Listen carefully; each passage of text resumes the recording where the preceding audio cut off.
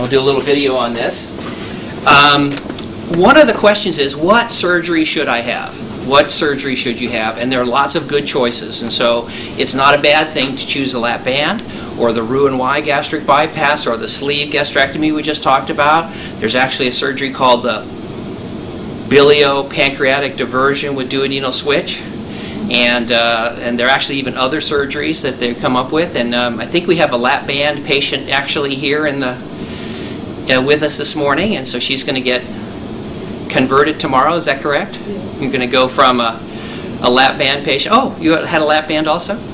Okay. So you guys, I guess, are not spokesmodels for the lap band. Is that true? Not exactly. Not exactly. I hear you. But one of the questions we wanted to know is we keep track of our data, but we thought maybe we could use our patients as a tool to give us their experiences with their friends and family. So in August, we offered a free iPad to everybody who did their follow-up for us in August. And normally we get about 50 people a month fill out their follow-up forms on average. In August we got 580. And the woman who won, just contacted her the other day. She is from Canada, from Sault Ste. Marie, and she had surgery a year and a half ago and is doing great. And she had to say that, otherwise she's not getting her iPad. No, I'm just kidding. And in that survey in August, though, we asked some new questions. We said, you're filling out your follow-up form. Tell us, do you know anybody, do you have any friends or family that have had a lap band?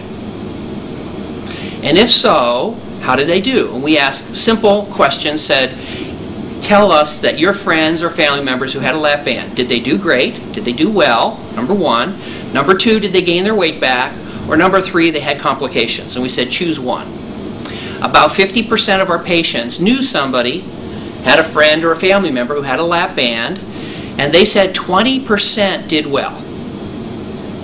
And the other 60%, about 30-30, had gained their weight back or had a complication. The next thing we said is, hey, do you know anybody who's had a Roux-en-Y gastric bypass? You know, the other kind of gastric bypass. How have they done? Again, about half of our patients knew somebody or had a friend or family member that had the other kind of bypass, which is a good choice, and we think it's not a bad thing. A lot of people do well with it, but in this study, again, half of our patients said they knew somebody who had a Roux-en-Y gastric bypass. And basically, they said about a third did well, so a little bit better than the band, but still around a third had gained their weight back, or around a third had had some other complication.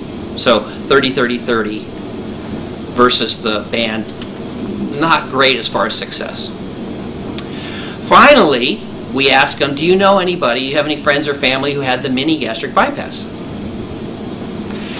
And we asked how they did, and 90% had done well after the MGB. 3% had gained their weight back, and 6% had some kind of complication.